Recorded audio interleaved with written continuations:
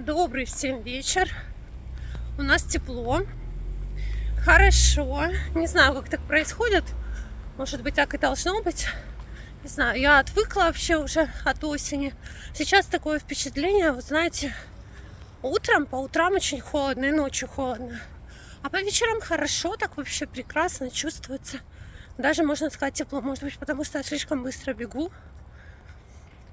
Так, пока я бегу по своим делам, у меня есть время кое-что с вами обсудить. И сказать мне есть вам много чего после сегодняшнего утреннего ролика.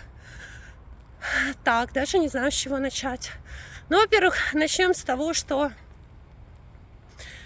зашла в комментарии почитать, и первый раз в жизни много людей прям написали: Татьяна, не читайте комментарии. Сегодня прямо какое-то обострение, возможно, осеннее, не читайте. Но я же человек упертый, я же решила все равно прочитать, что там происходило. Ну, в общем, прочитала я. Не все, правда. Закрывать не стала, потому что я хочу разобраться во всем и разложить все по полочкам. Если я закрою, тут, чтобы не быть голословной, что действительно вы писали, ну не вы, а многие, я не знаю. Вообще я хочу попросить вас, тех, кто пишет подобного рода вещи, сдерживать себя как-то. Я понимаю, что сейчас всем тяжело, нелегко, время тяжелое, но я же понимаю прекрасно, что пишут-то те люди, которые находятся далеко за 3-9 земель. Зачем вы мне это все пишете? Не надо использовать мой канал, как, знаете, площадку для разборок и так далее. Не надо, потому что я так могу, знаете, комментарии закрыть раз и надолго. Итак, давайте разбираться, что же сегодня было. Ну, начнем с того, что одни стали писать, что Украины не существовало, и о какому не оказалось бы. Я сегодня сняла такое доброе, позитивное видео, даже вообще ничего не предвещало беды. Я просто сегодня рассказала, о чем я сказала. О первом университете на территории Украины. Я даже сказала, кто внимательно меня слушал, что на территории Украины. Современной Украины, да, ну вот. В общем, кто слышал, тот слышал, кто не слышал, извините, пересмотрите в таком случае. Что стали писать одни? С одной стороны, стали писать гениальные умы, что Украины не существовало. Ну, я специально для вас сегодня сняла коротенький ролик и в шортс, посмотрите, пожалуйста. Государство, естественно, когда это был первый университет наш Каразина, который открылся. Честно говоря, я думала, что это общеизвестные факты, которые известны всем, но опять приходится все раскладывать по полочкам, потому что недоразумения вот такие вот возникают, люди начинают грызть друг друга в комментариях. Харьковский университет, основанный в 1805 году Каразиным. Первый университет на территории Украины, ну, естественно, третий в Российской империи, после университета в Москве и в Петербурге. Он третий, да. Но если вот взять... Боже, на улице уже трудно снимать становится. Люди уже прямо вплотную чуть не врезаются в меня. Так, о чем я говорила? Я вообще работаю в экстремальных условиях. Мне молоко надо за вредность выписывать. Помните, как Иван Васильевич меняет профессию? Человек шел вообще в невменяемом состоянии, я не знаю, я успела просто отойти в сторонку. Так вот, а если взять территорию Украины, ну понятно, что тогда мы входили в состав Российской империи, но если, ну, тем не менее, Украина оставалась Украиной. И вот посмотрите, пожалуйста, сегодняшний шортс, что писал литературный критик Белинский в 1844 году про Харьков и про вообще Украину. Почитайте, пожалуйста. И, ребят, пожалуйста, я всегда, знаете, факты, они остаются фактами. Что писали вторые?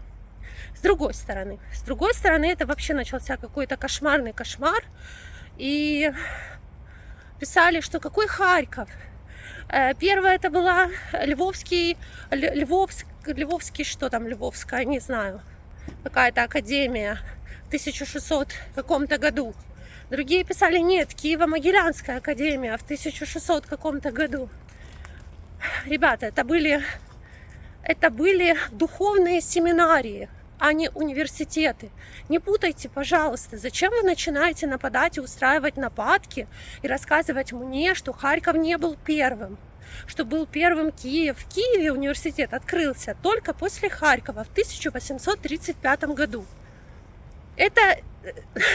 Об этом знает, я думаю, весь мир. Поэтому Киев уже здесь был вторым. Почему вы все время пытаетесь как-то принизить Харьков, его унизить? И я этого понять не могу. Зачем вы это делаете? Как-то это все втаптываете нас. Я стараюсь объективно относиться ко всему. Есть исторические какие-то факты, да? Вы пытаетесь против фактов переть, все время нести свою правду. Ну какую свою правду, если, еще раз говорю, есть исторические сведения? Факты, они всегда останутся фактами.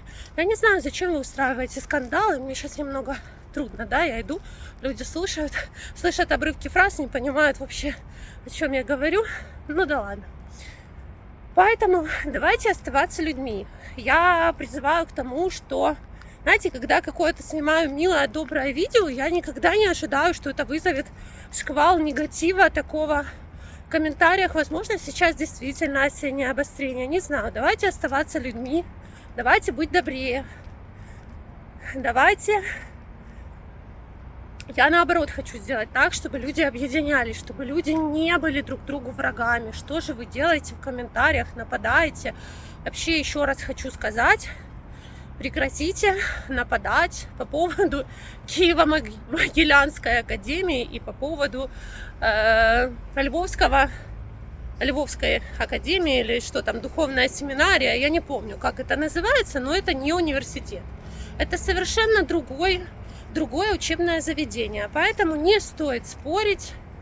Почитайте лучше. Как-то нужно развиваться в этом направлении. И, пожалуйста, еще раз призываю. Я коренная харьковчанка, я все равно факты останутся фактами, но тем не менее я буду, естественно, поддерживать свой родной город, потому что я патриот.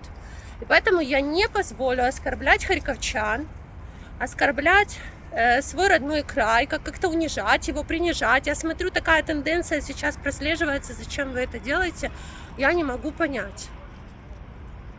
Ну, вот, собственно, что я хотела сказать. Сейчас просто замечательная погода. Амиран остался гулять сейчас во дворе. Нора делает уроки. Я хотела, чтобы Нора сейчас пошла со мной. Она делает уроки. И, конечно, лучше бы пошла. Просто так тепло, знаете, такой теплый. Ну, я в кофте, на самом деле, в тепленькой. Теплый вечер. Вот так вот. Посмотрите обязательно шорты. Что-то мои шорты вообще вы не смотрите. У меня далеко идущие планы на мои шорты. Я собираюсь туда все время выставлять, что-то буду. Если вам нравятся какие-то чтения исторические, буду показывать какие-то антикварные вещи, читать какие-то фрагменты из старых книг. Ну, в общем, что-то такое будет, поэтому не пропускайте, смотрите шорты. Тоже не забывайте поставить видео лайк, подписаться на канал, кто еще не подписан. Мне будет приятно. И всем тихого, доброго, мирного вечера и сладких снов. Кто будет смотреть это видео уже перед сном.